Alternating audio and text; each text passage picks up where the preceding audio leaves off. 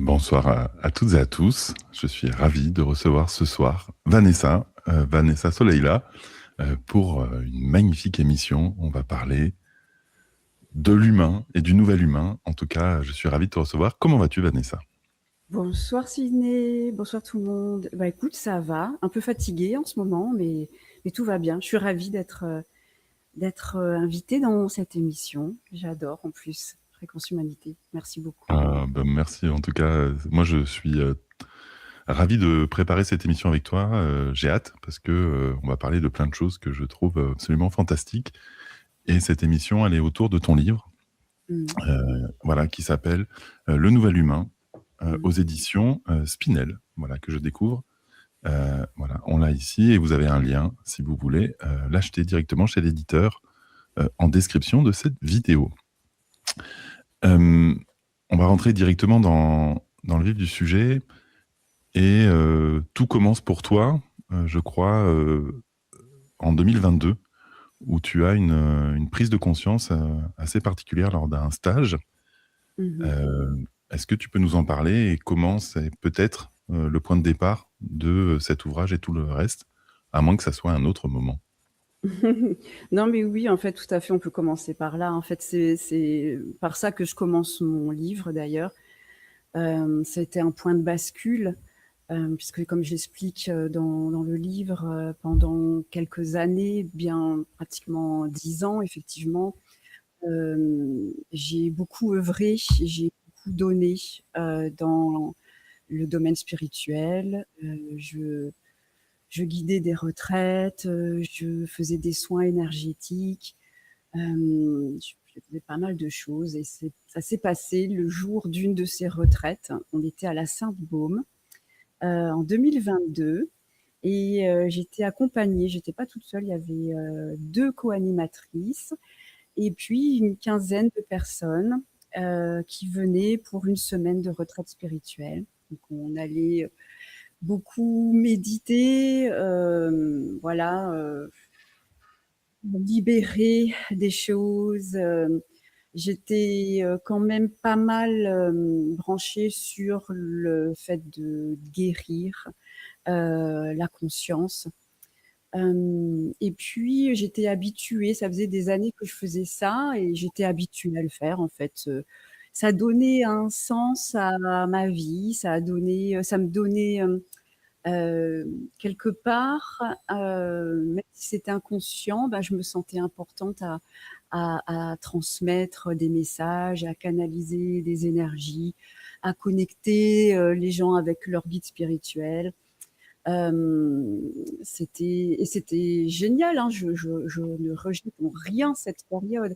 Sauf que ce jour-là, je suis avec le groupe le premier jour, à la première heure, au moment où je m'apprête à dire ce que j'ai l'habitude de dire, mon petit laïus de thérapeute, accompagnante, guide spirituel, etc. Donc, je m'apprêtais à poser les valeurs, le cadre de notre retraite. Et puis, au moment où j'ouvre la bouche pour parler, bah, en fait, c'est pas du tout ce que j'avais prévu de dire qui sort. Et ce qui est sorti, au moment où je le dis, je suis complètement hallucinée de dire ce que je suis en train de dire, puisque je dis c'est la dernière fois que je guide une retraite spirituelle. C'est terminé. Je n'ai plus ma place à faire ceci. Je ne veux plus entretenir chez vous l'illusion que vous avez des choses à guérir. Et là-dessus, je me suis effondrée. Effondrée. Je me suis écroulée. En fait, ouais, j'ai pleuré. Je me suis effondrée. Il y a quand même quelque chose qui s'est écroulé en moi. Et là, j'étais dans une vulnérabilité totale face au groupe parce que je ne savais plus qui j'étais, ce que je faisais là, pourquoi je faisais ça. Et je savais juste une chose, c'est que je ne le ferais plus et que il y a quelque chose qui était en train de mourir en moi et de s'effondrer. Et je laissais les larmes couler. Et voilà, c'est ça qui s'est passé ce matin-là. euh, sur ce plateau de Ouais. la Saint-Denis en juin 2022. Et ce que tu expliques, et pour le coup, je partage ton point de vue, c'est qu'à notre époque, il y a comme une injonction à la guérison, au nettoyage de nos transgénérationnels, de nos blessures karmiques, et que finalement, ce que tu me dis, c'est que ça maintient les êtres dans une espèce de conviction qu'ils sont à la base imparfaits, malades, et qu'ils de toute façon naissent avec comme un handicap, voilà, comme si on devait de toute façon gagner son alignement et que de base on est forcément défaillant. Euh, et finalement que ça nous maintient dans une espèce de boucle astrale qui nourrit nos traumas. Est-ce que voilà, tu peux développer ça parce que pour le coup, je vibre beaucoup avec cette façon de penser.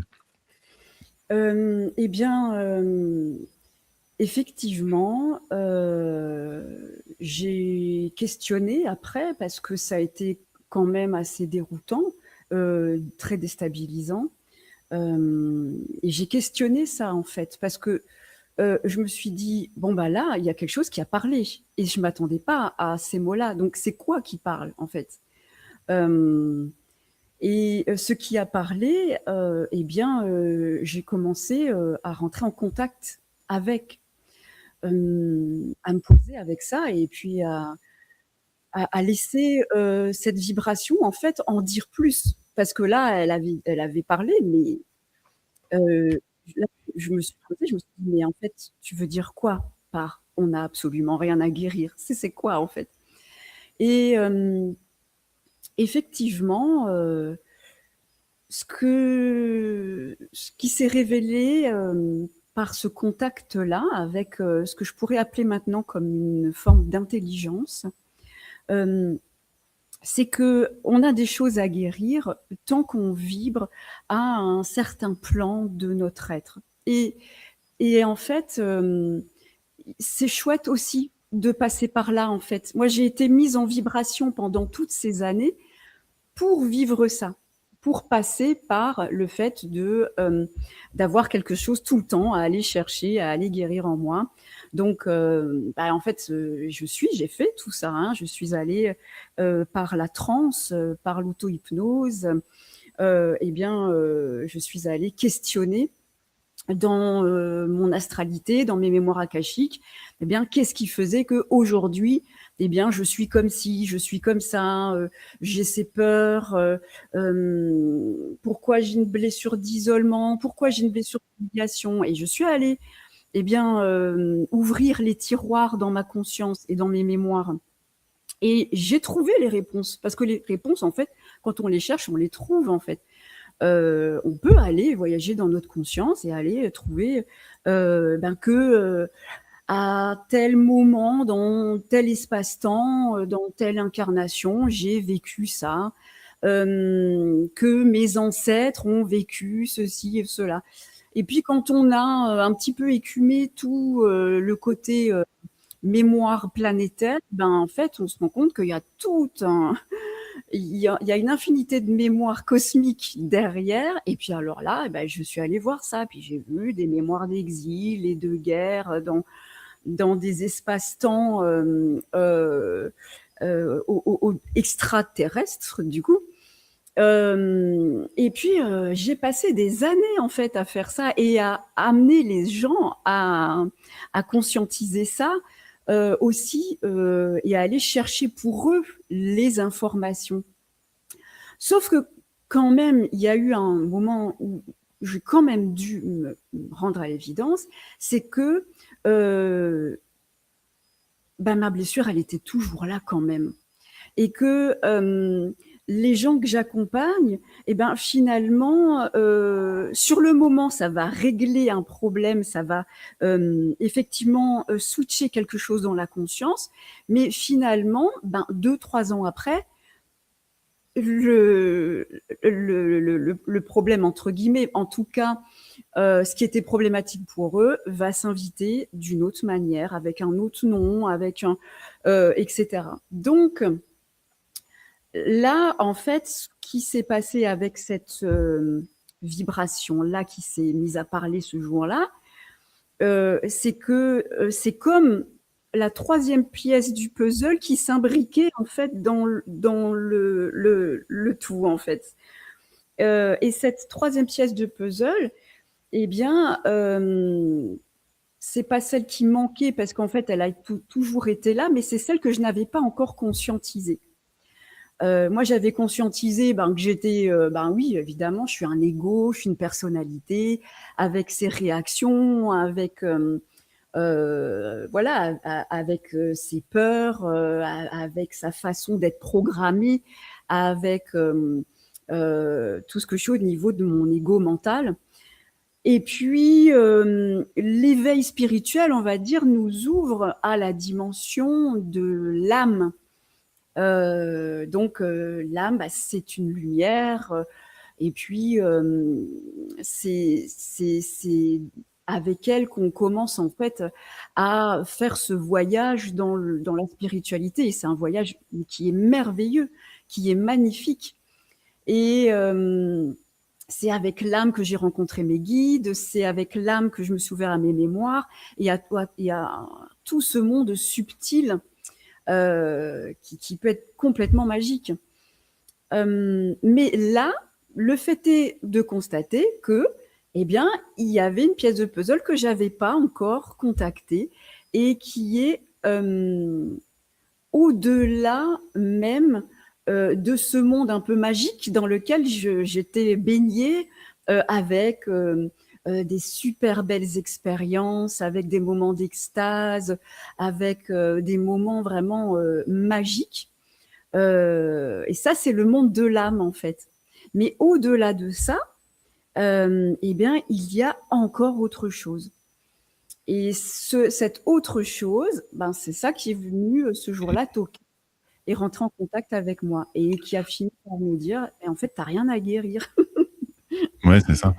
C'est extrêmement important ce que tu viens de nous partager. Je pense que, encore une fois, on ne dit pas qu'il ne faut pas traverser les expériences de guérison. On y est tous passés, ça fait partie du chemin. C'est juste pour vous dire que ce n'est pas la finalité du chemin, que c'est une étape et qu'il y a d'autres étapes. Mais voilà, que en tout cas, évidemment qu'on a un pouvoir créateur et que si notre pouvoir créateur, on le met au service de chercher de nouvelles blessures à guérir, eh ben, il y aura toujours des paliers de blessures à guérir. Et encore une fois, on peut toujours trouver des mémoires, comme tu dis, galactiques, Atlantes, lémuriennes. C'est ça. Tu vois, on peut trouver, c'est sans fin en fait, si tu veux. Voilà, Ouais. et je suis complètement d'accord avec toi. Il y a aussi tout ce que tu as découvert sur le supramental et ta connexion voilà, avec l'esprit. Et j'aimerais justement que je vais lire un petit extrait du message que tu as reçu de l'esprit. Alors c'est juste une partie, mais tu vas nous en parler et nous dire un petit peu plus. Donc c'est un extrait dans ton livre. Je suis la source d'amour. Tu as jailli de moi pour te confronter aux différentes facettes de la vie dans les dimensions physiques terrestres. Tu es moi et je suis toi. Nous sommes ensemble. Crois-tu que tu sois en dessous de moi ou en dehors? Non, je suis à l'intérieur.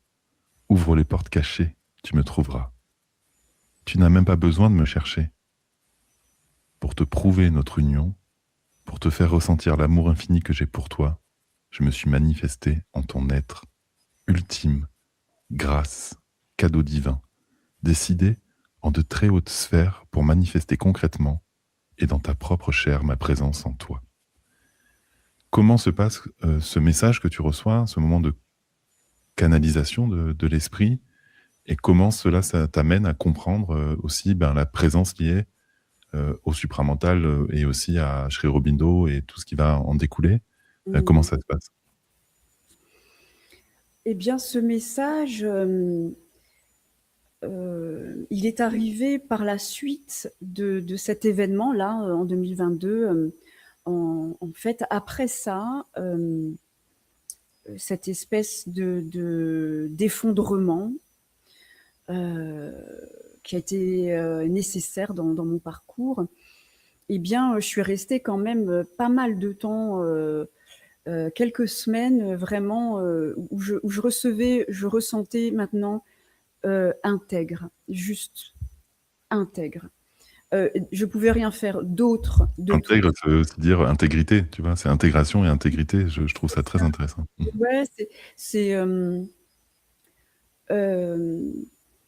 il y a rien d'autre à faire. Juste, abandonne-toi, ouvre-toi et laisse faire. Quelque part, c'est bon, maintenant, je OK, je fais confiance à cette, vibration et donc je ressentais que, il fallait alors c'est pas une injonction, elle a pas d'ordre à nous donner cette vibration, mais j'étais invitée à, par exemple, prendre, une feuille, un stylo et à laisser, venir venir les mots, et venir les phrases. Donc j'écrivais, et puis, ben, ce qui sortait, de ma plume, en même temps, je le vivais dans mon corps et c'est comme quelque chose qui vient de l'intérieur.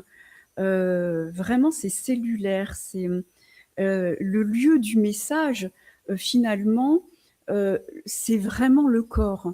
Le lieu des retrouvailles entre cette personnalité Vanessa, avec, tous ses défauts et ses qualités, avec ses travers et avec, ses programmes, l'âme, donc qui est la somme de mes expériences mémorielles, et l'esprit qui est en deçà de la mémoire, en deçà du temps et de l'espace, le lieu de ces retrouvailles, le lieu de ce rendez-vous, qui pour moi est un rendez-vous qui est programmé pour chacun d'entre nous, mais ça arrivera au bon moment pour chacun d'entre nous, eh bien, c'est le corps physique. Donc déjà, je ressentais: «Reste dans ton corps» et juste des fois, je passais juste des heures à scanner. Oui. Mmh. Ouais, c'est tellement Juste important, ouais. Mmh. ouais, à rien faire d'autre, tu vois? Juste reste dans ton corps et je scannais mon corps et d'ailleurs dans le livre, les pratiques que je propose, il y a du scan corporel tout le temps parce que c'est vraiment pour moi, c'est là que tout, se passe, c'est le lieu du Ouais. message. Il y a 17 pratiques, hein, dans ton livre, si je me trompe pas, voilà et donc c'est Mmh. vraiment le livre est, «saupoudré» entre guillemets, de pratiques, concrètes. Où tu nous amènes à chaque fois une compréhension, une pratique. Ça, c'est très, très important. Hem, donc le message du corps, évidemment, je suis d'accord. Je vais être beaucoup d'accord avec Vanessa ce soir, je vous préviens. Parce que j'adhère vraiment à sa pensée. On est très proches au niveau de nos accès, de nos compréhensions. Ouais, Donc, je pense. soyez pas Mmh. surpris si je suis beaucoup, beaucoup d'accord avec Vanessa ce soir. Hem, Tu nous parles donc dans ton livre de ce nouvel humain. Et ce que tu dis, c'est important, c'est que finalement, ce nouvel humain, il implique une souveraineté totale.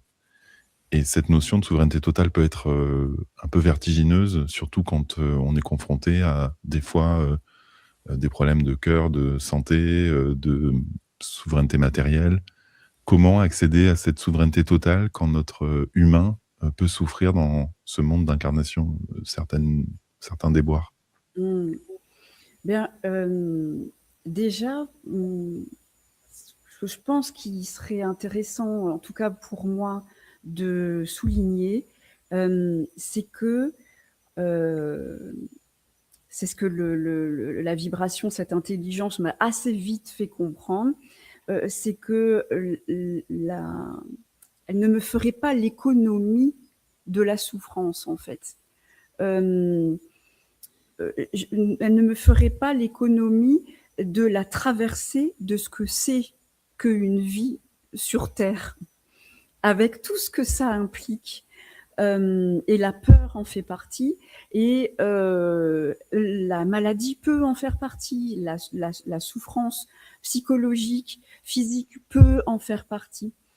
Hem, Par contre, la différence aujourd'hui, c'est que maintenant, je me sens outillée pour traverser. Je me sens non pas protégée, parce que c'est pareil, je pense que cette intelligence n'est pas là pour nous protéger. Elle n'est pas là, elle est là pour nous regarder d'égal à égal, en fait. C'est ça, en fait, c'est cette souveraineté, elle vient de là, en fait. C'est qu'on n'est plus infantilisé. Elle ne nous prend pas de en haut, en fait. Oui, C'est ce que disait le message, c'est en fait, je ne suis pas à l'extérieur, je ne suis pas au-dessus de toi. Je suis toi, en fait, et tu es moi. Et, et c'est ça, en fait, que l'ego, tout doucement, est en train d'assimiler. Parce que pour lui, pour notre ego mental, euh, ben, il est habitué à la domination, il est habitué à se sentir tout petit, à se sentir pas grand-chose, à avoir peut-être été écrasé. Euh, dans les relations humaines, il y a beaucoup d'histoires de dominance, de subordination, d'influence. Et puis même quand on s'éveille spirituellement, eh bien finalement on est, en tout cas pendant un certain temps, et moi je l'ai été, et je peux que parler de mon expérience, mais moi j'ai été influencée. J'ai oui, été influencée par des courants d'énergie de l'astral. J'ai été influencée par des formes pensées. Et en fait, je suis d'ailleurs, je pense, et je le sais, toujours influencée, parce que ça n'existe pas, en fait, de ne pas être influencée. Mais euh, déjà, euh, d'avoir conscience de l'influence et c'est énorme. de jouer avec ça, et ben ça déjà, ça nous met dans une centricité qui fait que quand il y a une pensée qui nous traverse, par exemple, eh bien déjà cette intelligence m'indique que la pensée vient d'ailleurs. Donc Oui, déjà, je questionne ma pensée. oui, Et ça, c'est un pas vers cet humain souverain. Moi, je ne dis pas que je suis une humaine supramentale, souveraine. Non, moi, je suis influencée. Il m'arrive des pépins dans la vie. Enfin, encore des zones d'influence et des programmations. Et en fait, je suis OK avec ça, je l'accepte.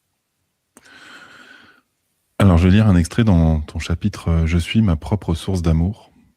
Et Ouais. évidemment, on en a conscience hein, que l'amour, c'est la clé. Même si des fois, c'est à certains moments plus difficile que d'autres, ça peut paraître plus théorique. Et en même temps, on est d'accord pour dire que c'est ça qui est beau aussi dans cette expérience. C'est le moment de va-et-vient ou voilà, de connexion. La connexion, c'est pas un état arrêté. Une fois qu'on a la connexion, ben, tout va bien et on ne sera plus jamais dans la souffrance. Donc, je vais lire cet extrait. Nous vivons donc un ensemencement, une fusion, l'union entre moi supérieur et moi égaux. L'aide la plus puissante que nous recevons vient donc d'une autre dimension de nous-mêmes. Cette présence nous aime, nous aide, vibre avec nous. C'est ainsi qu'il m'est révélé que je suis ma propre source d'amour. Je suis ma propre réponse, ma propre solution. Je suis prise en charge par ma présence. Je suis mon corps, royaume, et je peux ressentir la matière de mon corps, qui fusionne avec la lumière, et mon ADN être complètement restructuré. Cette restructuration et cette fusion est avant tout physiologique, organique, c'est-à-dire qu'elle passe par le corps physique. Elle passe par la matière. La fusion passe inévitablement par la matrice. C'est ainsi que nos consciences et nos corps sont restructurés et que le nouvel être peut apparaître. Nous sommes le nouvel être. C'est quoi la matrice? Ah ouais. Question très intéressante. Alors, j'ai fait exprès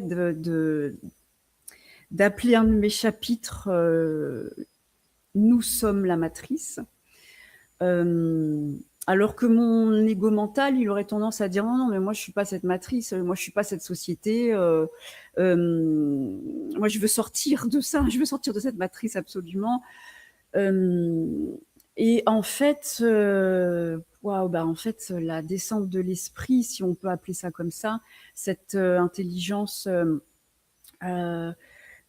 supramentale, eh bien, en fait, elle nous laisse pas le choix de descendre dedans. C'est-à-dire de rentrer dans mes matrices d'incarnation, c'est-à-dire de rentrer dans la partie de mon être qui est programmée. Et ce programme, en fait, il est en résonance avec toutes les mémoires que je porte. En fait, on pourrait dire la matrice, c'est de la mémoire, en fait.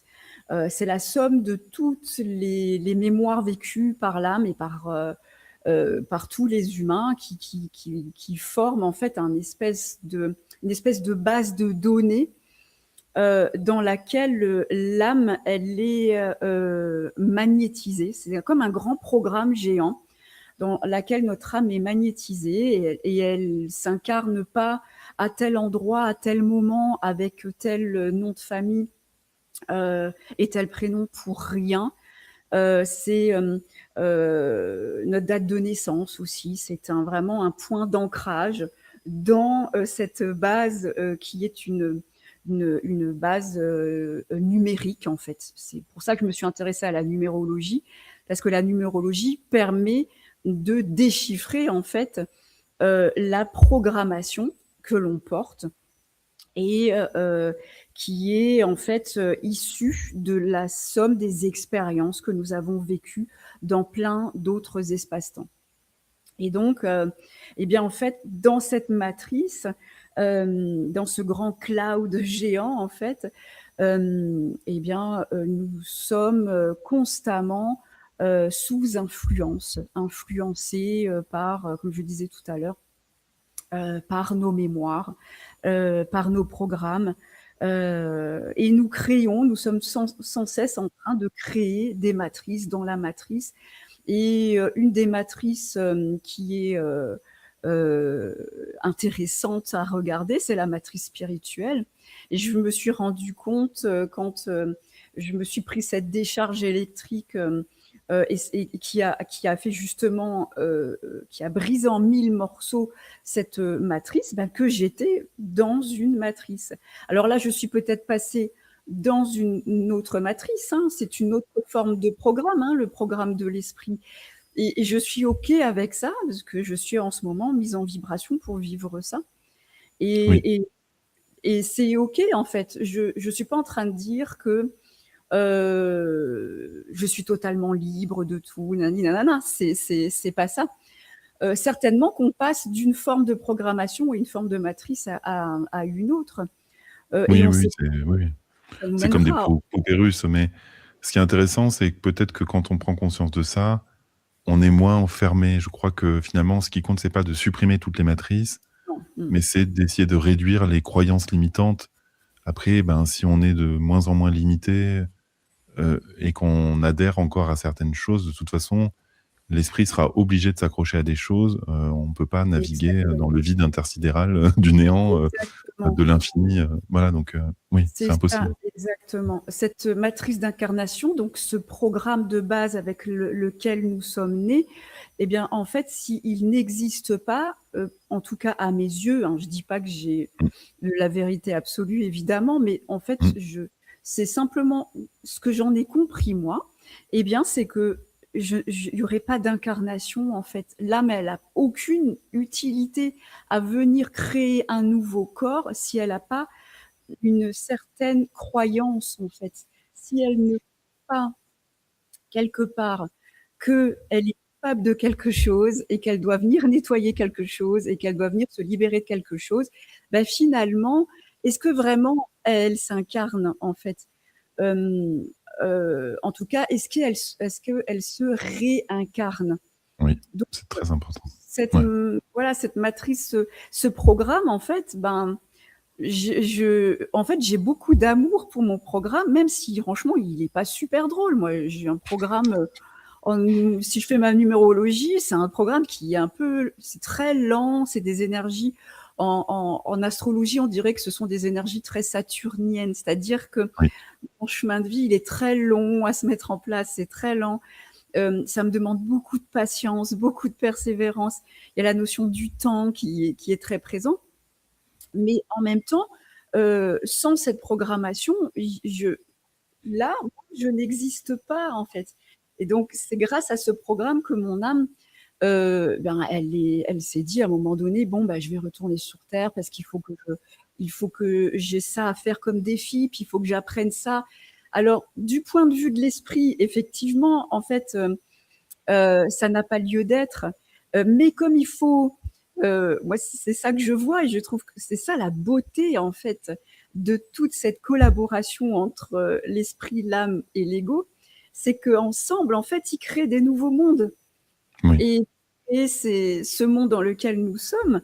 Eh bien, en fait, il faut créer du programme, donc il faut créer un peu de croyance, c'est-à-dire qu'il faut que l'âme, elle croit quand même un petit peu que, eh bien, elle a des choses à guérir, et voilà. Et jusqu'au moment où, eh bien, en fait, il y a sa partie solaire qui rentre en contact avec elle et puis qui lui dit, bon, ben, en fait, c'était chouette que tu aies cru ça jusqu'à présent parce qu'il le fallait, c'était nécessaire. Et je pense que nous pouvons honorer, mais vraiment, nous pouvons honorer nos âmes d'avoir joué ce jeu-là, en fait, et d'être oui, rentrés dans cette matrice en ayant perdu, ou en tout cas, une partie d'elle, en tout cas, euh, a fait ce choix d'adhérer à la croyance, d'adhérer au programme, en fait, quoi. Et, oui, et ça, vraiment, j'honore nos âmes pour ça. Parce qu'il faut oui. un grand courage et beaucoup d'amour pour faire ça, en fait. On va parler d'un chapitre où tu nous parles de l'âme à l'esprit. Je pense que ça illustre un petit peu aussi ton propos. Et on va le commenter ensemble. Il y a, parmi nos systèmes de pensée, des systèmes qui nous limitent encore, qui résistent à la descente de la lumière de l'esprit. Aujourd'hui, vous pouvez décider de transmuter ces interférences et d'ouvrir votre pensée. Vous pouvez ressentir que cet espace s'ouvre sur l'infini. Il s'ouvre à l'intelligence cosmique, à toute la connaissance de tout notre univers et même bien au-delà. Votre espace de pensée peut s'ouvrir à la pensée divine, à la pensée de votre divinité, et vous pouvez avoir des ressentis très précis à l'intérieur de cet espace. Il est grand temps aujourd'hui de faire le ménage à l'intérieur de son propre espace de pensée. Il suffit de laisser faire son esprit universel, le laisser entrer partout et le laisser prendre en charge toutes ces vieilles informations, ces vieux câblages, ces vieilles prises. Il suffit de laisser faire la lumière et de lui faire confiance. Ainsi, nous pouvons ressentir notre conscience devenir de plus en plus transparente. Car vous savez, posez votre regard partout à l'intérieur de votre conscience, avec les yeux pleins d'amour du divin. Il s'agit d'accueillir les systèmes les plus noirs, les plus gris aussi, mais votre divinité vous révélera également des structures lumineuses dont il faudra se détacher. Ce sont les programmes qui sont reliés à l'âme. Et justement, par rapport à ce que tu viens de dire précédemment, est-ce qu'on ne peut pas émettre l'hypothèse que ce soit aussi un programme qu'on a vis-à-vis de l'âme? C'est-à-dire de la regarder avec le regard de l'esprit, tu veux dire? Non, ce que tu as dit juste avant sur le fait que notre âme, finalement, était courageuse de venir s'incarner et que, tu vois, Mm, mm.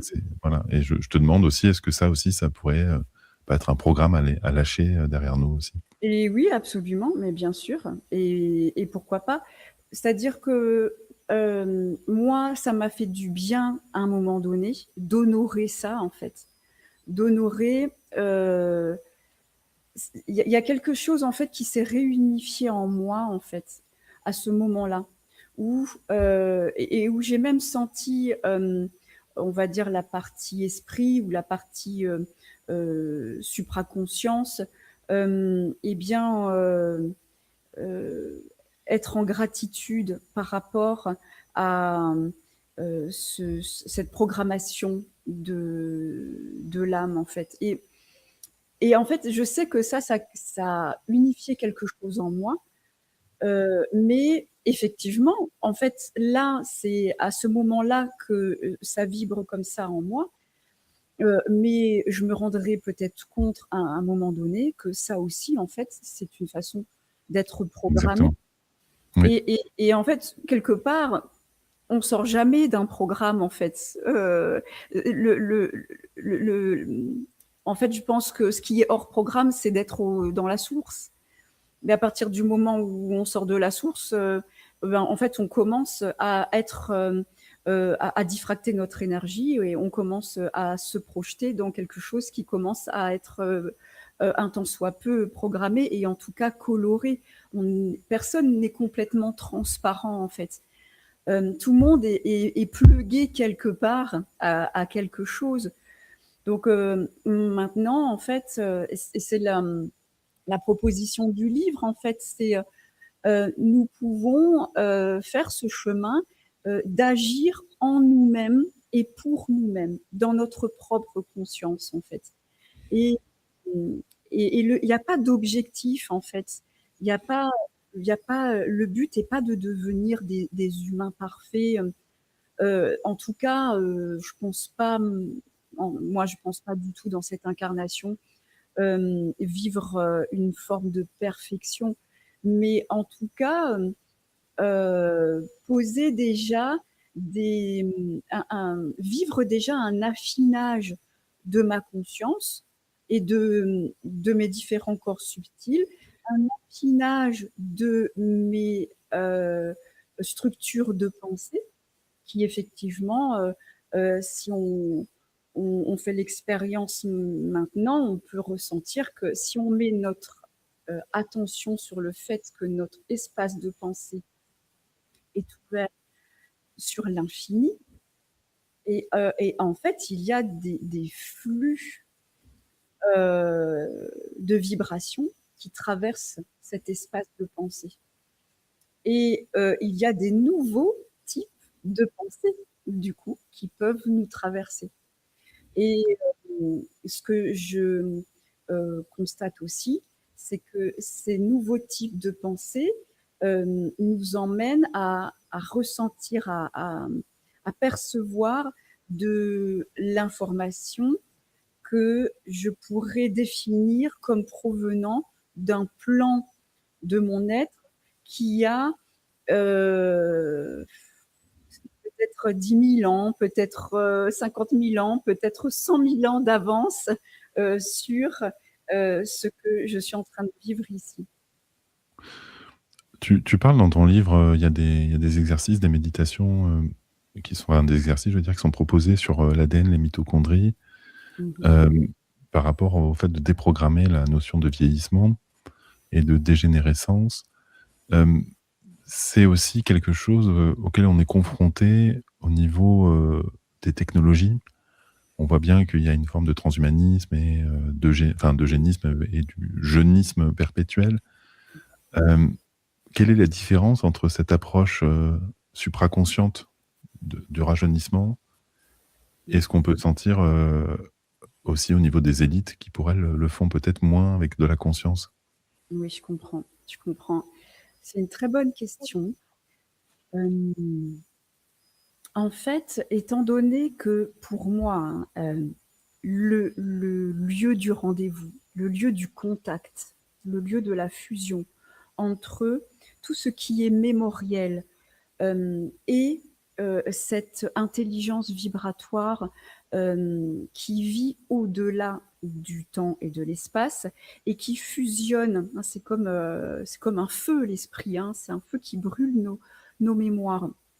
Mais d'après ce que j'en ai compris, et ma compréhension peut-être changera, mais ma compréhension du moment, c'est que cette lumière, c'est une lumière qui a besoin que je sois dans mon corps pour pouvoir rentrer en contact avec les mémoires de mon âme et puis tout doucement, en fait, eh bien, les mettre en mouvement dans mon noyau cellulaire, dans ma conscience cellulaire. Ceci a pour effet déjà de changer ma biochimie corporelle. Donc finalement, même si on s'en fout complètement de rajeunir, en fait, finalement, l'information cellulaire, la conscience cellulaire, elle change d'information. Elle est beaucoup moins, on va dire, entre guillemets, lourde, parce que ces mémoires-là, les mémoires de l'âme, elles vibrent à une certaine vitesse. Le fait qu'elles soient mises en mouvement par mon esprit dans le noyau de mon atome, ça permet, et c'est ça qui est magnifique, et c'est pour ça que la matrice, elle n'est pas à rejeter, mais qu'elle est à embrasser, c'est que ces charges de mémoire, ces programmes, en fait, elles servent en quelque sorte de nourriture, comme un humus qui va servir à créer la nouvelle fréquence. Et ça, c'est un processus qui se passe dans le noyau de mes cellules. C'est ça que j'ai découvert, c'est ça que j'ai conscientisé quand j'ai fait ce plongeon en moi-même, quand j'étais invitée à le faire par cette intelligence vibratoire. Et qui m'a dit, arrête de regarder le nez en l'air, arrête de regarder en haut, ça se passe à l'intérieur de toi et ça se passe dans ton corps physique. Donc déjà, le fait d'habiter beaucoup plus son corps physique, le fait de mettre en mouvement, effectivement, d'activer ma mitochondrie cellulaire qui est en fait la partie à l'intérieur de la cellule qui transforme les vibrations qui sont toxiques en nouvelles vibrations, en fait. Donc, de toute façon, il y a quelque chose qui se réécrit dans mon corps. Donc, il y a un renouvellement et il y a quand même, je dirais, une forme d'éthérisation de la matière. C'est-à-dire que notre matière, elle commence à vibrer avec une autre vitesse que la vitesse de la mémoire. Donc, ça induit de toute façon eh bien, une matière qui est... alors, autant on est plus incarné, autant la matière, elle se clarifie, puisque la conscience s'affine. Et notre conscience, elle est moins colorée. Les mémoires, ça colore nos corps subtils.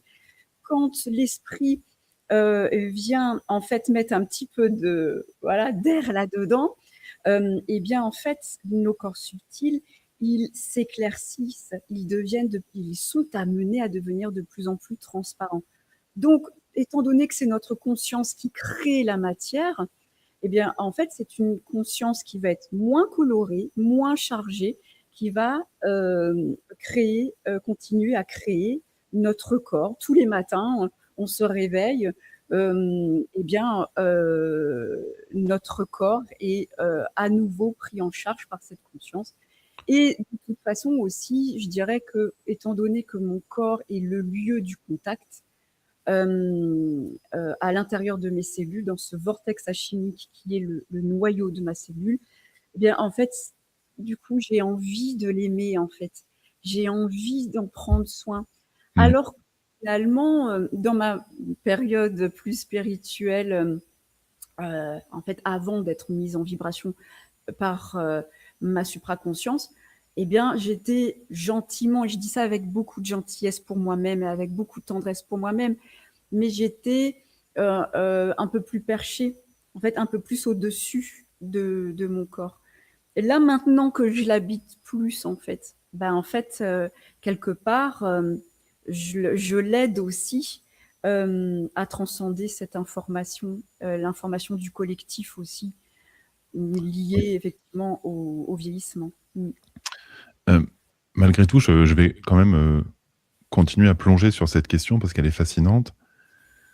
Sri Aurobindo, dans La vie divine, disait que finalement, ce corps était un corps de transition. Mmh. Euh, et on voit bien que, encore une fois, avec le développement des technologies, on rentre dans une phase de dématérialisation de la conscience, où finalement, le grand rêve, finalement, des transhumanistes, c'est de mettre notre conscience humaine dans une machine. Euh, et en même temps, on voit que le supramental nous amène aussi à penser que la matière va se supramentaliser, donc va finalement changer de plan, voire s'éthériser. Et donc, on ne peut pas ignorer le parallèle entre les deux, même s'il y en a un qui est dans une machine et l'autre qui est dans peut-être une matière plus organique. Est-ce que nous vivons, selon toi, une transformation du corps qui amènerait, dans tous les cas, que ce soit par la technologie ou par la supraconscience, à un changement d'état de matière, voire à un nouvel état, comme on parle, je sais pas moi, de l'état plasmatique de la matière? Est-ce qu'il n'y aurait pas un nouvel état matériel qui ferait que nos corps, dans 1000, 1 million d'années, je sais pas, viendraient à disparaître pour s'éthériser à ce point-là, quoi? Qu'est-ce que tu ressens, toi? Eh bien, les possibilités, sont quand même très fortes, même si aller jusque-là, je ne sais pas moi si j'irai jusque-là, mais en tout cas, hem, si on se branche, sur de l'information qui nous vient de ce nous du futur, en fait, eh bien, il y a de l'information, qui est très intéressante, du point de vue du corps humain. En tout cas, moi, pour ma part, dans ce que je, perçois de ce futur, je vois pas, un transhumain, hem, qui est l'humain, voulu par, une certaine élite, aujourd'hui. Je vois plutôt des humains, qui ont, un corps qui émane beaucoup plus de lumière, une, une conscience qui est plus lumineuse, un corps qui a des fonctionnements, différents, qui a des besoins qui sont différents,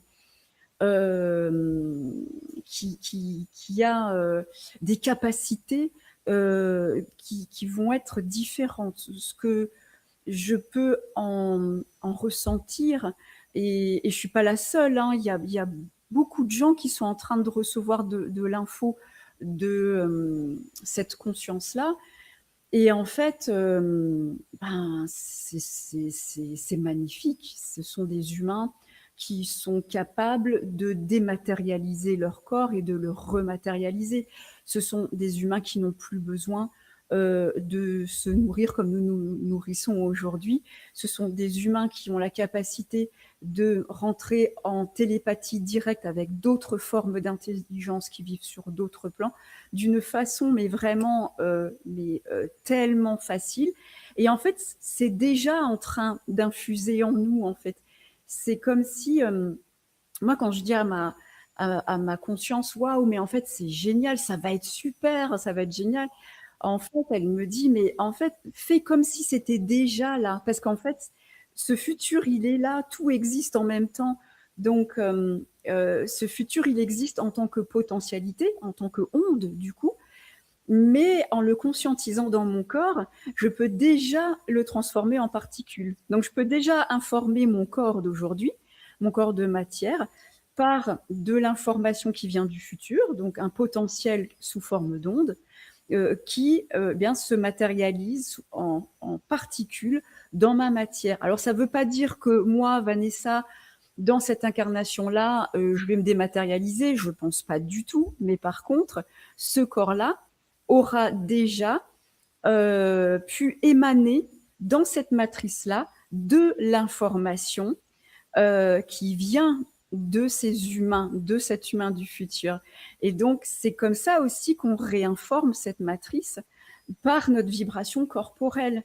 Et c'est ça la révolution aussi En, dont en- parlait ouais. Aurobindo. En fait, ce que tu nous dis, c'est que finalement, l'humain de demain s'éthérisera et qu'au plus nous allégeons quelque part la densité de notre corps, au plus nous sommes capables de recevoir des informations de nous du futur, et qui, en fait, ça crée comme un mouvement infini vertueux, c'est-à-dire qu'au plus on s'éthérise, au plus on reçoit des informations de loin, et au plus on s'allège, au plus ça continue, et donc finalement, c'est notre capacité à relâcher cette densité, cette tension. Moi, j'appelle ça, je parle de dilatation et de contraction, mais c'est un peu la même idée. Ouais, je vois. C'est notre manière de nous dilater qui nous permet de communiquer avec nous du futur et donc de recevoir de plus en plus de codes nouveaux et d'informations. C'est ça un petit peu que tu nous dis? Tout à fait, oui, c'est ça. En quelque sorte, oui, c'est ça. C'est de la lumière, hein, c'est de l'information, évidemment. Oui, oui, au Tu quanta, vois, quoi. Oui, tu vois très bien, c'est des codes, ouais, c'est des quantas de lumière. oui, Et c'est ça aussi qui permet de, parce que justement, j'habite avec intensité mon corps et je traverse mes souffrances, je traverse mes blessures et j'utilise cette souffrance. Je l'utilise, ma blessure, en fait. Je rentre dedans parce que c'est au cœur de ma blessure, c'est au cœur de ma souffrance que je vais trouver, en fait, cette lumière. Je vais utiliser la charge lourde de ma souffrance pour créer des nouveaux photons. Et c'est de cette porte des étoiles, en quelque sorte, qui est au milieu de mon atome, dans le cœur de mon atome, il y a ce quanta de photons qui est envoyé, qui rayonne. Et plus j'intègre la matrice, plus j'accueille, plus je rentre dans mon corps et je rentre, je descends dans mon humanité, et plus en fait je permets à cette souffrance d'être mise en mouvement, d'être digérée par l'esprit. Et grâce à elle, il va utiliser cette charge pour créer de la nouvelle fréquence. Donc des nouveaux petits paquets de photons qui vont oui, faire oui. envoyer de l'info dans mes cellules. Et ça, c'est génial parce que eh bien, plus en plus d'humains sont mis en vibration dans leur conscience cellulaire, et on envoie l'information dans justement dans cette matrice, dans ce monde-là qui est tel qu'il est. Et, et en fait, plus je l'accueille, ce monde, plus je l'intègre, alors qu'avant, je m'en protégeais. Maintenant, je suis comme ça, en fait. Je le prends, je l'accueille, je le ramène en moi. J'en ai pas peur de cette matrice, hein. Je la prends, je la digère, et puis ce que je fais ensuite, je repartage, et ben, c'est de la nouvelle fréquence. Oui. Et c'est ce que je peux faire à mon niveau. Ce que tu nous dis dans ton livre, c'est qu'il n'est pas rare de voir des éveillés souffrir encore, car inconsciemment, ils sont raccordés à des égrégores de l'astral qui les maintiennent dans cette souffrance.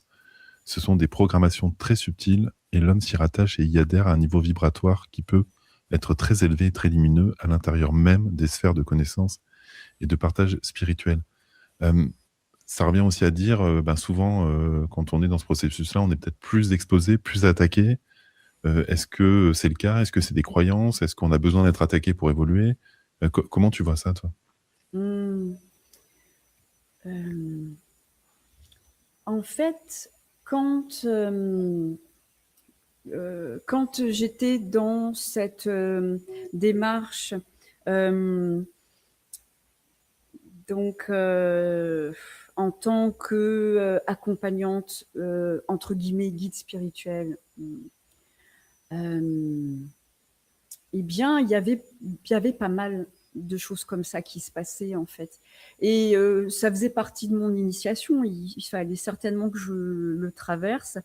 Et en fait, ce que me montre cette supraconscience, si on peut l'appeler comme ça, euh, c'est que ce qui m'attaque, en fait, c'est moi-même. C'est la partie de ma lumière que je n'ai pas encore intégrée. Et c'est ça qui crée Tellement important. le Mmh. phénomène. Et en D'être fait, vigilant, ouais. c'est tout, ça va pas. En fait, finalement, le phénomène d'attaque, ben, alors Pas évident de le dire comme ça, mais en fait, ça n'existe même pas, en fait. En tout cas, ça n'existe plus dans ma réalité aujourd'hui. Ça Heu, dépend du palier vibratoire et encore une fois, il y a pas de jugement de valeur dans ces notions de exactement, palier. Mais il y a des parce que paliers où il y a plus besoin de vivre ça parce qu'on s'aime suffisamment pour ne plus avoir besoin de créer ça dans sa réalité. Parce que finalement, les attaques, c'est des endroits où il y a pas encore de lumière, c'est tout. Et c'est OK, exactement. hein, et de toute façon, ça met du temps et je suis même pas sûr que en tout cas, moi, je vais parler pour moi, il y a il y a plein d'endroits où j'ai pas encore mis de l'amour et de la lumière en moi, Et hein, moi, c'est donc pareil, mais bien sûr. ouais, ouais. Alors, ça va plus se manifester sous forme d'attaque, de l'ombre et tout ça. Ça va se manifester autrement maintenant, mes zones de non-amour, hein, mais elles se manifestent. Et elles se manifestent dans des trucs qui sont pas chouettes à vivre, hein, mais que je traverse et que je fais vibrer dans mon corps. Tu dis: «Il y a une programmation avec laquelle beaucoup d'humains, surtout dans les milieux spirituels, sont raccordés. C'est la mission de vie liée au programme de sauveur et de sauveuse et à d'autres systèmes, heu, très subtils et inconscients». Donc Mmh. c'est vrai que c'est complexe, on peut le ressentir et comment, on transcende cette notion de mission de vie, voilà, d'être, au service de l'humanité pour son éveil.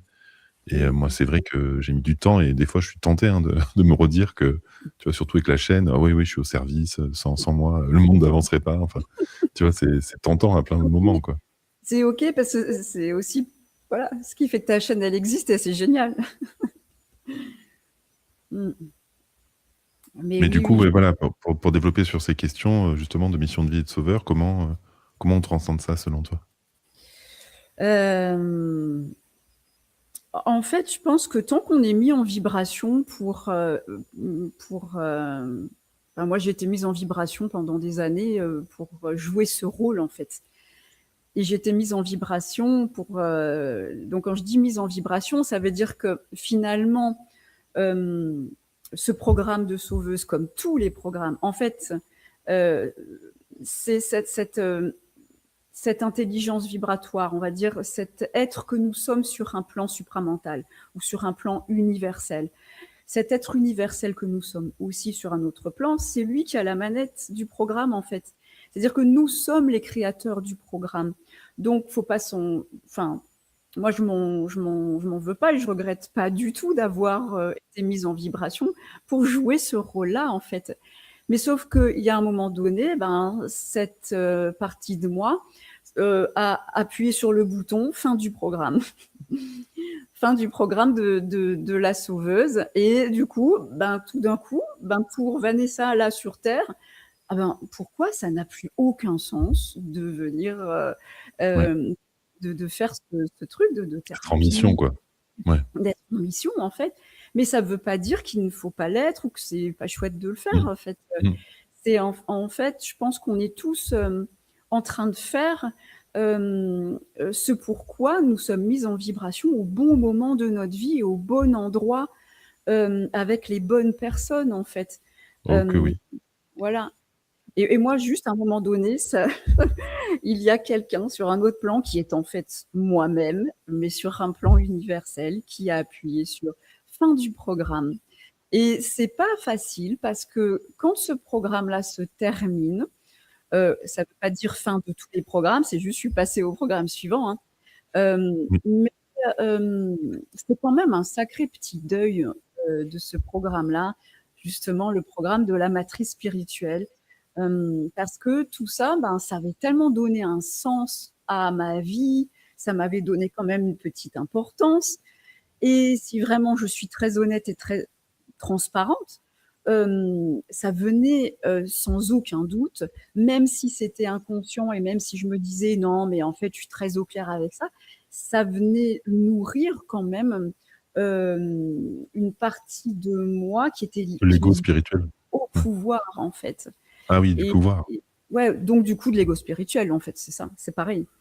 Mais bah, quand on aide, on a du pouvoir, hein. Quand, on vient Ouais. nous voir, pour, «Ah bah, tiens, je sais que toi, tu peux vraiment me dépatouiller de cette situation parce que tu as des Mmh. capacités Mmh. médiumniques, parce que tu canalises, machin». Ben, on a du pouvoir. Donc Tellement voilà. important ce que tu dis. C'est Ouais. tellement important. je veux vraiment partager l'émission de ce soir. Il y a des pépites à toutes les phrases et honnêtement, les messages qui sont partagés par Vanessa, à mon sens, feraient beaucoup de bien à être entendus par beaucoup de gens, pas parce que il y a une forme de supériorité, mais parce que c'est des déclics qui... en fait, c'est ça le plus important, c'est qu'il ne faut pas que nous-mêmes, dans la spiritualité, on soit comme dans la... Enfin, encore pire que dans les autres milieux, sous couvert en plus d'être des gens géniaux et éveillés. Ça peut être pire Payé que tout. Hein. élu de je ne sais pas Ouais, c'est ça. quoi. Et enfin, il Ouais, y ouais. a vraiment beaucoup aussi ce genre Il y a plein de d'injonctions déguisées, bien ouais, sûr. plein Ouais. d'injonctions déguisées et plein de masques aussi. Oh Alors, là je là. dis pas que j'en porte plus, mais en tout cas, quand j'ai regardé celui-là, voilà, ça a été quand même un sacré choc, quoi. Ouais, Et en pour même tout le monde. temps, voilà, j'ai rien à rejeter, tout est utile. Non, non, puis il faut avoir beaucoup d'amour pour ceux qui l'ont encore, parce que c'est un chemin. Puis encore une fois, je bénis tous les masques que je vois pas, que j'ai encore. Exactement, c'est ça. Tu vois, C'est j'ai hâte de les découvrir et de me dire, oh là ouais, là, celui-là, il était bien planqué sous le tapis, quoi. Euh, c'est ça. Nous vivons une période extrêmement anxiogène. Et tu nous dis en fait qu'il ne faut pas fuir cette matrice de quelque part de peur. Comment ce nouvel humain peut traverser la crise actuelle, qui est quand même sur plein d'aspects un petit peu flippante, parce que ça touche à Bien l'énergie, à sûr. la nourriture, à la liberté, Mmh. voilà, à la disparition de certains êtres aussi, voilà, à l'injustice. Enfin, comment le divin humain traverse là cette crise qu'on a en avril, mars-avril? Eh bien, en fait, chacun fait comme il peut. Moi, je peux juste dire comment moi j'essaye de faire. Mais c'est une question intéressante parce que, en plus, on est à un point de paroxysme au niveau de l'insécurité, de la peur de manquer, le sentiment d'impuissance que ça nous fait remonter. Et bien, en fait, moi, je suis impactée, hein. Je suis impactée hem, parce que je fais partie de cette, matrice aussi, avec, cette peur, ce collectif qui est là. Et puis, je me dis: «Bon, je vois bien qu'en ce moment, en plus, eh bien, dans mon individualité en tant qu'ego Vanessa, eh bien, c'est encore plus lourd que d'habitude». Et que, comme je disais, eh bien, en fait, cette intelligence, elle n'est pas là pour nous protéger de ça, en fait.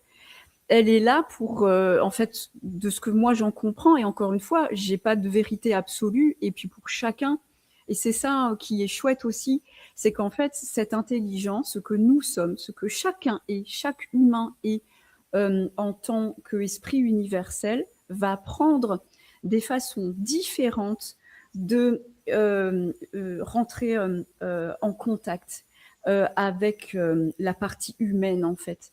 Donc, c'est pour ça qu'il n'y a pas de recette, il n'y a plus de recette magique, il n'y a pas un truc qui marche, parce que en fait, c'est chacun dans chacun dans ce moment est obligé, n'a pas d'autre choix, à un moment donné, de se retourner sur lui-même, de rentrer à l'intérieur de lui et de dire mais pourquoi? Et ça peut même passer par de la colère, en fait. Et ça peut être très salutaire, c'est-à-dire qu'on est tellement poussé à bout en ce moment que ça peut être complètement, et pour moi d'ailleurs, c'est aussi passé par là, mais par une colère où je m'en suis pris à Dieu, à la source, et à cette intelligence aussi, où vraiment je lui ai dit, mais viens voir toi ce que c'est, que de payer des factures, que de devoir gagner de l'argent ici, de te poser toujours la question de comment tu vas manger. Et il y a beaucoup de gens en ce moment qui sont dans cette colère-là. Et ben, en fait, cette colère et ce que nous sommes en train de vivre, pour moi, En tout cas, je peux que parler de ce que je vis moi dans mon parcours. Ça crée un choc vibratoire dans nos cellules, et ça nous secoue tellement que, eh bien, on n'a pas d'autre choix que de vivre cet effondrement à l'intérieur de nous, en fait. C'est une petite mort, en fait. Alors, c'est pas agréable, mais moi, je vais utiliser, en fait, cette peur dont je ne fais pas l'économie, parce que je traverse la peur aussi, de ne pas pouvoir subvenir à mes besoins dans les mois, dans les années qui viennent.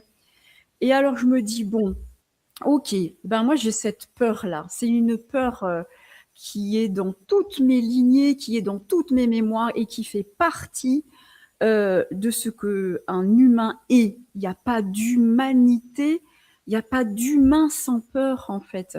Ça n'existe pas. Peut-être que le Nazaréen, peut-être que quelqu'un qui avait complètement intégré la conscience christique, tel que celui qu'on a appelé Jésus-Christ, était peut-être sans ça, et encore, en fait, j'en sais rien. Mais en tout cas, je me dis, alors, cette peur qui est en train de remonter en ce moment, parce qu'elle est là, hein, elle remonte, ben, en fait, je me dis, c'est une charge qui me permet de contacter la partie de moi qui n'a jamais eu peur, qui n'est pas dans ce jeu-là, qui est en dehors du game, qui n'est pas dans la mémoire. Donc, en fait, c'est un truc genre... il y a une image que j'ai, c'est bon, les gens de notre génération ont peut-être joué à ça. Tu sais, c'est les jeux vidéo, les premiers jeux vidéo, il y avait Pac-Man, tu sais, qui grignotait. Ben, en fait, c'est ça, c'est Pac-Man qui grignote la matrice, en fait. Tout ce qui grignote, c'est nos charges de peur. Et là, elles sont en train de remonter puissance 10 000 parce que les événements à l'extérieur, eh bien, nous obligent à ça. Mais moi, j'invite à ne pas oublier quelque chose, c'est que chacun d'entre nous, nous sommes les personnes qui sommes à la manette, en fait. Nous avons la manette du jeu, en fait. Nous avons la manette du grand simulateur. Nous sommes les créateurs du jeu. Et en fait, quand on coexiste avec cette information-là, c'est-à-dire que oui, je ne vais pas renier que je suis celle qui a peur, mais je suis aussi celle qui a créé la peur, qui a Oui, créé... les deux états. En fait, c'est vivre les deux états simultanément sans chercher à dire qu'il y en a un qui va annuler l'autre. Parce que la Exact. peur, j'en ai parlé en émission justement sur la peur il y a 2 jours. Ouais, La peur, elle est utile s'il faut courir, s'il y a plein de choses. Enfin, c'est ça. il faut pas torpiller la peur ou l'ego. Il faut juste Ouais, vivre des états simultanés où on les intègre et en même temps on vit cet état-là et d'autres états en même temps. Il y a un truc qui est, encore une fois, auquel j'adhère complètement. Je l'ai dit en émission il n'y a pas si longtemps que ça, et que tu dis dans ton livre, c'est que 99% de nos pensées qui nous traversent ne sont pas les nôtres. Et que c'est souvent soit sociétal, soit des interférences. C'est assez vertigineux. Comment, en fait, faire pour faire émerger à ce moment-là une pensée véritable et pure au quotidien, qui ne serait pas influencée par des choses qui ne sont pas nous, mais qui sont voilà, des programmes ou des influences, voire des astralisations, quoi. ouais. Alors, c'est vrai que un des grands enseignements de notre supraconscience, et il y a beaucoup de personnes qui le disent hein, depuis pas mal de temps. Et d'ailleurs, la phrase de la pensée vient d'ailleurs, hein, euh, elle est pas de moi, c'est Bernard de Montréal qui l'a prononcée. Euh, et par cela, eh bien, ça veut dire que effectivement, quand là, je suis en train de me dire, j'ai peur, je ne sais pas ce que je vais mettre dans mon frigo ce mois-ci. En fait, c'est juste de se poser la question de qui pense, qui est le jeu qui pense. Hem, je donne un exemple. Par exemple, moi je fume pas, mais quelqu'un qui a des compulsions qui n'arrive pas à arrêter de fumer et qui a des compulsions de fumer une cigarette et qui pense: «Purée, mais ça me ferait vraiment du bien», en fait, on se rend compte que, finalement, c'est, une base de données de l'invisible, qui peut être un champ de conscience, ou qu'on pourrait appeler aussi entité, dans le monde spirituel, qui a besoin de, fumer et qui va créer la pensée de: «J'ai besoin de fumer» ou «J'ai besoin de manger du sucre» ou «Je n'arriverai pas à remplir mon frigo», ou «Je suis nul, je suis pas assez ci, je suis pas assez bien», voilà. Hem, à partir du moment, en fait, où on commence à se dire: «Bon, OK, qui est je qui pense là?» En fait, on peut déjà, dépluguer pas mal de choses qui traversent, notre corps mental et qui, pensent à travers nous, en fait. Et moi, je dirais que, plus, j'accueille justement ce phénomène de pensées qui peuvent être des pensées toxiques pour moi, comme ce petit Pac-Man, qui les mange en fait, qui les intègre, qui les assimile comme des charges, hein, parce que de la pensée du coup, c'est pareil, c'est de la forme, donc c'est coloré. Et en fait, le truc, c'est de pas en avoir peur ni de s'en protéger, mais de se dire: «Bon, cette base de données, cette information, a priori, si elle est pluguée à moi, c'est qu'elle fait partie de mon histoire. Donc en fait, heu, je vais l'utiliser comme une charge qui va me servir à créer, autre chose, un nouveau flux de pensée». Et ainsi, on parle aussi d'éthérisation de la Oui. pensée, donc de la pensée qui se clarifie. Et quand j'autorise et quand je me mets de plus en plus en contact avec, cette strate de mon être qui est cette intelligence vibratoire, et bien, de fait, mon espace de pensée, il s'ouvre. Donc tout ce qui était un peu qui venait s'accrocher et qui venait me faire penser que je suis nulle et que j'ai besoin de ci, j'ai besoin de ça, et bien tout d'un coup, il y a, quelque chose de plus grand dans ma pensée qui s'ouvre et quelque part, ça ouvre à ce que j'appelle la pensée amour, en fait. Et ben Et justement, j'allais y venir. si, Heu, c'était ma question suivante. mmh, Heu, quand on se relie à cette idée de source d'amour et justement d'être cette énergie d'amour, allez, on va dire, divin, total, inconditionnel, on peut avoir l'idée de se dire: «Ouais, OK, je suis cet amour». Imaginons que je suis reconnecté à la source et tout, mais comment concilier ça, avec l'amour humain? Parce que, mmh, ça veut dire que, tu vois, aimer comme un humain, c'est aimer, de manière imparfaite avec, des fois, de l'attachement, des fois des projections, des fois des nécessités, des carences. Et du mmh, coup, on a l'impression que si on incarne cet amour, de tu vois, du nouvel humain, finalement, ça mmh, peut même nous couper de l'amour humain et même, des relations, tu vois? Et finalement, mmh, on a besoin de ces relations aussi, même si elles sont imparfaites. mmh, Enfin, en tout cas, c'est une contradiction. mmh, oui. Ouais, c'est, très intéressant.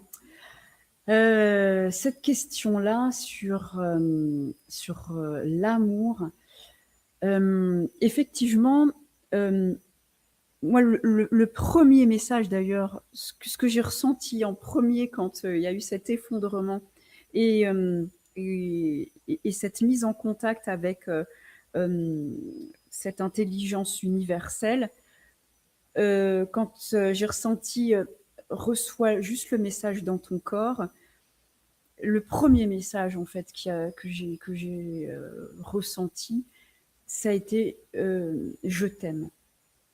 Vraiment, je t'aime, tu es aimé, tu es, Et c'est un je t'aime qui a vibré et qui vibre dans tous les atomes.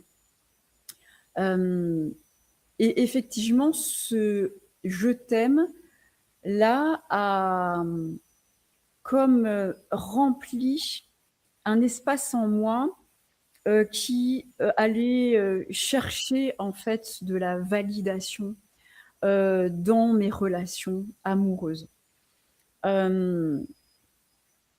Et qui, oui, effectivement, pendant certains temps, eh bien, j'ai vécu des relations où il y avait de part et d'autre de l'attachement ou voilà, des jeux de pouvoir, des choses comme ça. Et puis là, il y a eu ce grand je t'aime qui a éclaté dans tout mon corps, dans toutes mes cellules. Et, et c'est vrai que j'ai ressenti que je n'avais plus besoin de cette validation-là, en fait. Alors, est-ce à dire que je n'ai plus besoin de vivre des relations? Je ne pense pas. Mais par contre, qu'elles soient complètement différentes et qu'elles ne reposent pas sur la somme de mes mémoires qui vibraient avec ma blessure de séparation, eh bien, ça, c'est une certitude. Donc, j'ai pas la réponse vraiment très claire à ta question, parce que moi, j'ai l'impression que il y a dans cet humain en devenir une union intérieure, comme un mariage intérieur entre la polarité féminine qui est notre âme. Pour moi, mon âme, c'est plus mon féminin, c'est plus mon côté lunaire, ce sont plus mes mémoires. Et puis ce soleil, cette énergie qui est plus ma polarité masculine, eh bien en fait, ces retrouvailles, elles créent en fait une nouvelle centricité. Elle crée une nouvelle unicité à l'intérieur de mon être. Alors, le fait est que pour moi, ça se traduit par, eh bien, en fait, je suis hyper bien dans ce couple intérieur, en fait. Et déjà, je prends le temps de le vivre.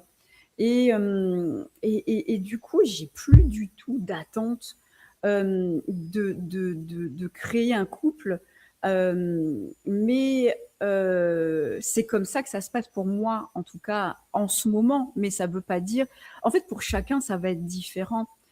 Et je trouve que c'est génial et ça doit être tellement beau de créer un couple avec une personne qui est aussi en train de constituer en fait cette nouvelle parentalité en elle-même ou en lui-même, cette nouvelle union et de voir qu'est-ce que seront ces nouveaux couples. Moi, je ne le sais pas encore en fait. Mais ta question est hyper intéressante. Oui, oui, c'est ça.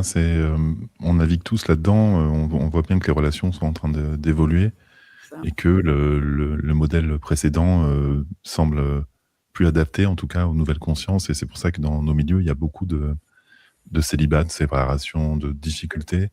En tout cas, on est peut-être aux avant-postes de comprendre les nouvelles relations. Tu nous parles aussi du karma et finalement que c'est une loi qui est relative au niveau astral, au niveau de l'astral. Et tu dis que finalement, enfin, presque on pourrait annuler nos dettes karmiques avec un simple décret et ne plus avoir besoin de vivre cette égrégore, si je peux me permettre ainsi. Qu'est-ce que tu peux nous dire justement sur le fait que le karma peut être comme un programme dont on peut se détacher? Bien, le karma, c'est de la mémoire en fait, donc c'est du programme. qui dit mémoire dit programme qui va se mettre en place pour régler ces mémoires, pour équilibrer ces mémoires. Donc, ce jeu d'avoir du karma, eh bien, il a été nécessaire. Et il est peut-être nécessaire encore pendant un certain temps, parce que justement, ça permet de créer de la programmation, donc des nouveaux jeux d'incarnation, donc de créer des corps humains qui vont faire évoluer cette matrice-là. Mais effectivement, plus l'humain va se conscientiser et rentrer en contact avec sa conscience originelle, et plus les mémoires vont être réécrites, vont Oui, être c'est ça. dans Recycler, transmuter, enfin, oui, oui. c'est Oui, ça. oui. Le mot recycler, d'ailleurs, je te remercie parce que c'est très beau, j'adore, c'est très juste. Oui, Cette, remettre en cycle, quoi. Ouais, c'est c'est ça. ça, c'est très écologique en fait. Ouais, c'est recirculariser des choses. C'est pas les détruire en disant va des rétros, mais c'est plutôt Ouais, les remettre en mouvement. En fait, finalement, c'est ça. c'est ça. Il peut y avoir quelque chose de figé dans le fait de vouloir détruire quelque chose qui serait dit négatif ou involutif. Et de l'autre côté, tu vois, à l'opposé, il y a aussi cette lumière qu'on peut vivre dans des états supramentaux et qui peut être aussi un piège du haut astral. Et ça, moi, je Mhm. l'ai vu. Hein, j'ai fait beaucoup d'émissions avec des fois des gens qui avaient vécu cet éveil et que je Mhm. trouvais particulièrement astralisés, avec qui j'avais beaucoup de difficultés à communiquer. C'était très dur. D'accord. Et c'est Ouais. extrêmement difficile de faire comprendre à quelqu'un qui a vécu l'illumination qu'en fait, il a vécu aussi un piège de l'astral. C'est même Mhm. pratiquement impossible de le faire comprendre. Et Mhm. je trouve ça hyper intéressant ce que tu partages. Et merci de le dire parce que moi, je l'ai senti, en tout cas, moi, personnellement, dans de nombreux échanges avec des personnes dites Ok. illuminées ou éveillées, quoi. Mhm, mhm, mhm. Le petit chat qui passe. Oui, c'est chouette. Oui, ben ça vient effectivement ben, valider en fait le fait on est toujours dans un programme, mais moi je suis dans un programme aussi. Enfin, Oui, il n'y a pas d'humanité, il n'y a pas d'incarnation sans avoir un minimum d'influence ou de croyance. Mais c'est simplement que ben, j'en rigole, je n'ai pas conscience. Peut-être que dans 10 ans, je me regarderai la nana que je suis aujourd'hui et puis je me dirais, waouh, quand même, t'étais quand même bien dans des trucs bien, bien programmés, dans une belle matrice du supramental. Et en fait, c'est OK aussi. En fait, je pense que c'est important d'avoir de l'humour, en fait, sur tout ça.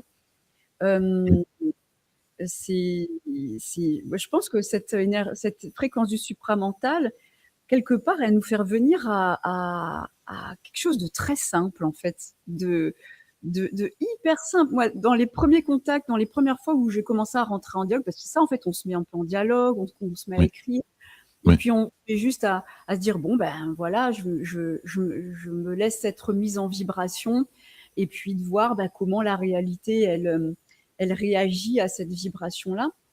oui, Et étant donné que ma programmation spirituelle était encore très présente, et bien quand je demandais à cette intelligence où est-ce que tu as envie qu'on aille, où est-ce que, puisqu'elle me parlait d'une nouvelle initiation, donc bah, où est-ce que ça va oui, se passer?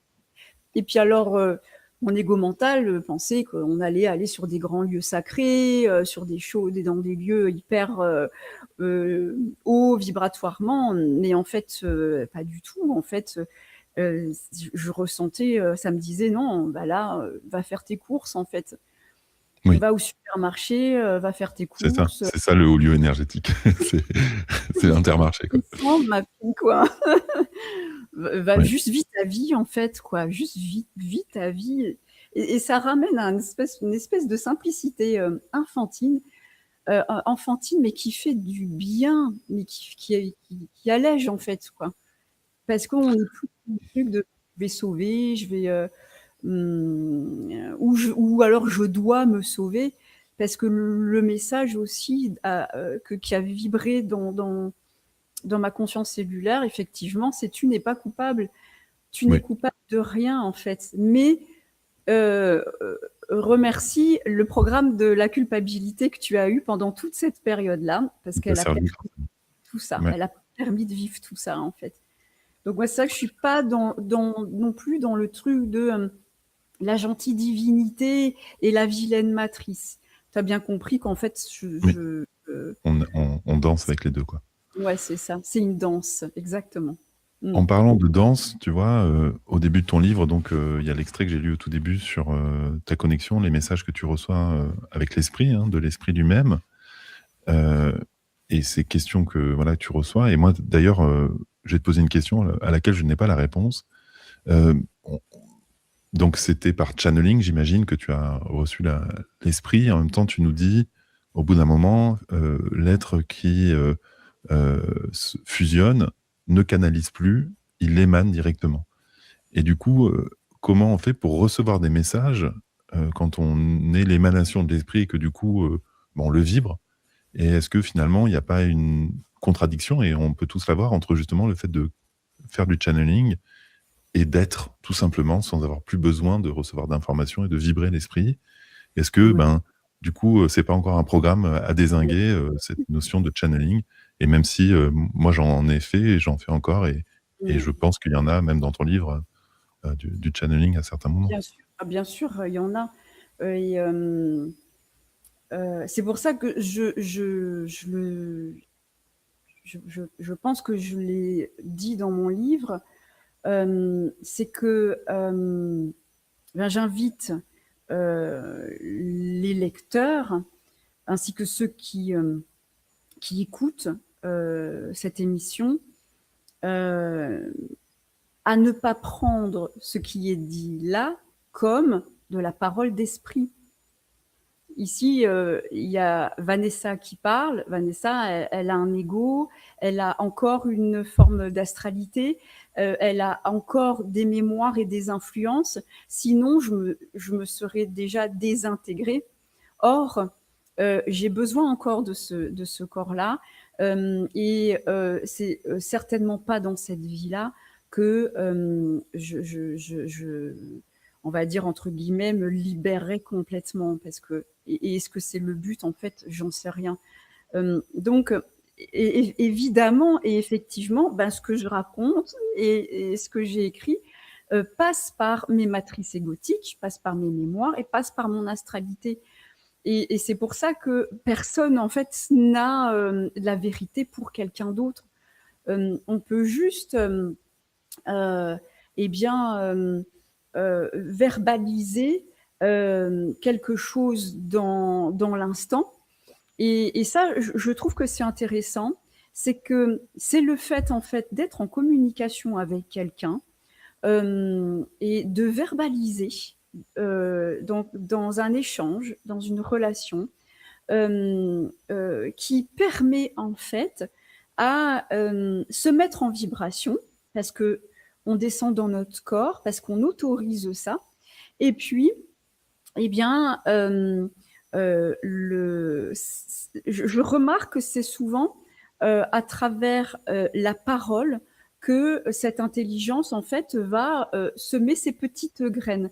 Ça ne veut pas dire que j'ai la parole de l'esprit, parce que je ne suis pas à ce niveau-là du tout. Donc, il y a dans mes mots, dans mon verbe et dans mes mots écrits, il y a tout ce que je suis. Donc, il y a plein d'influences.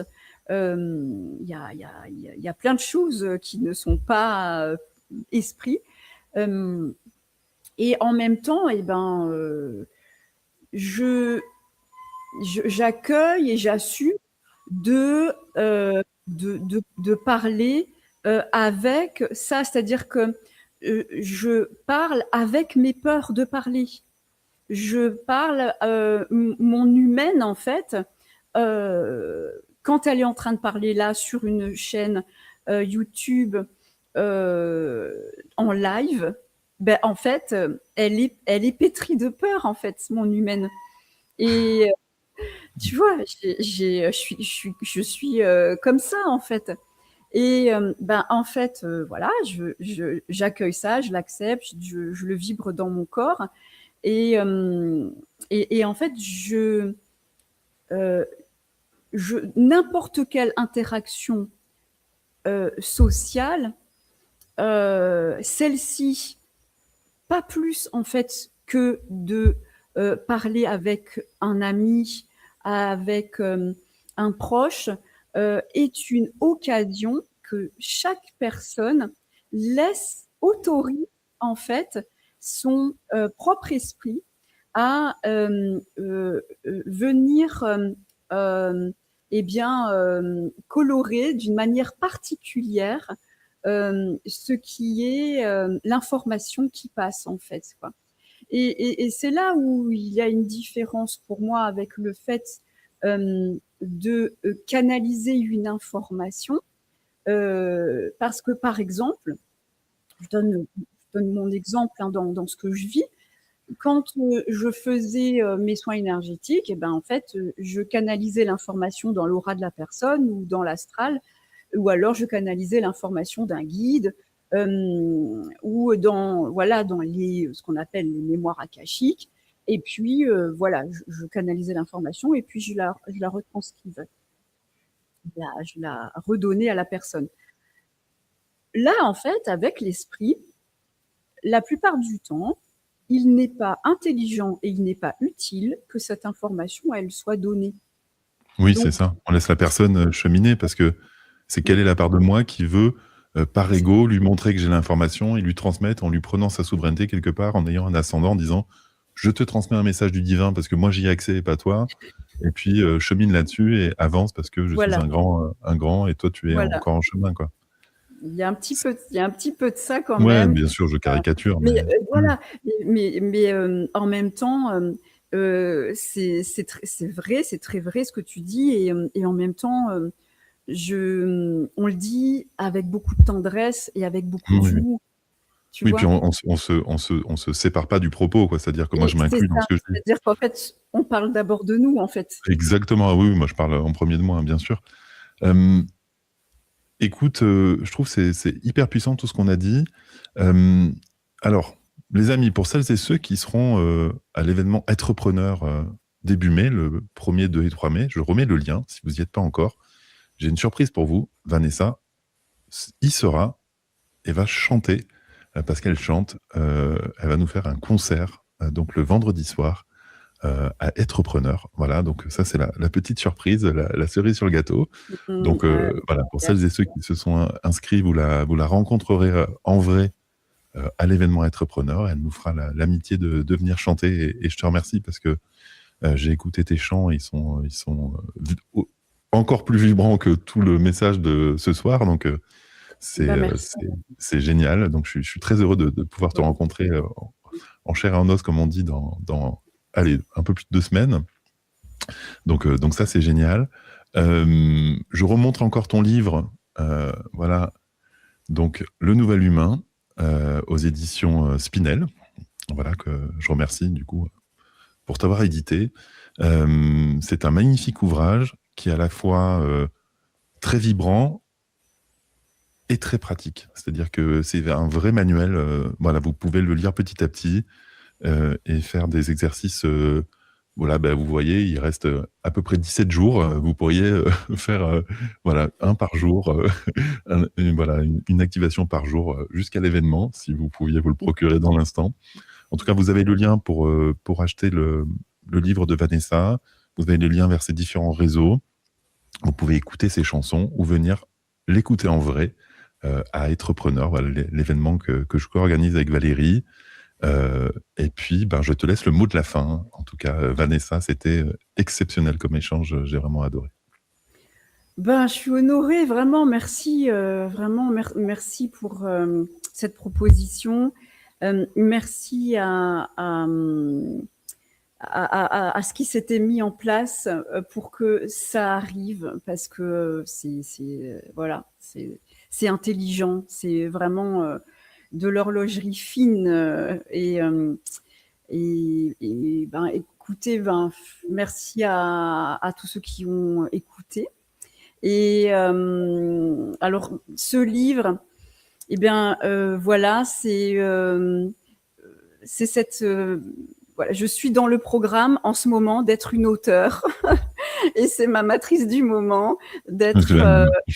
auteur de ce livre. Voilà, et ben peut-être que cette matrice, elle s'effondrera et que je me rendrai compte que, mais en fait, il n'y a rien à, il y a rien à transmettre là-dessus. Et que, mais bon, voilà, c'est ça qui, je suis mise en vibration en ce Oui. moment pour écrire et Mmh. ça me rend heureuse, ça me met en joie. Et jusqu'à ce que je change d'identification, parce que c'est ça qui fait C'est les notre jeux, être solaire, c'est ça. c'est le jeu. Voilà, il brûle les identités qu'on a. Et voilà, bah, je suis dans cette identification-là en ce moment, et je joue avec ça, et Oui, j'en ris, et j'ai de l'humour là-dessus. Et oui, je suis aussi dans l'identification en ce moment et dans le programme de la chanteuse vibratoire, jusqu'à ce qu'à un moment donné, voilà, c'est ça. pareil, peut-être ça Ouais. passera. Voilà. Donc en tout cas, je serais ravie de vous rencontrer pour ceux qui viennent à l'événement que tu organises au week-end du 1er mai. Voilà, merci. Voilà. Et ben, c'était voilà, j'ai pas comme dirait, notre ami, c'était, voilà, vibrant dans le cœur. Merci en tout cas, j'ai vraiment, été en résonance, avec 99 de ce que tu as dit, donc merci pour ça. Enfin non, pas merci pour être en résonance, hein, c'est bien aussi quand il y a des gens, Oui, avec qui je suis pas d'accord, j'apprends aussi tout autant. En tout cas, voilà, je suis, hyper heureux et ben, je te souhaite en tout cas un bon chemin, voilà, avec plein merci Thierry. d'expérimentations, voilà. Merci à toi et merci pour ce que tu proposes, de donner la parole comme ça à plein de gens qui ont des belles choses à partager. C'est une marque d'humilité et de service que j'honore. Je te remercie pour ça. Je prends beaucoup de plaisir à le faire et j'apprends, une tonne de Ça se choses, donc voit. moi je suis le premier à être heureux de faire ça. Voilà, ben, merci en tout cas, merci à toutes et à tous. Je vous retrouve, demain, après-demain, je sais plus, voilà, on verra, c'est la vie. Et puis et puis voilà, en tout cas, prenez soin de vous et à tout bientôt, sur Fréquence Humanité. Bonne soirée à toutes et à tous. Merci Au encore revoir. Vanessa.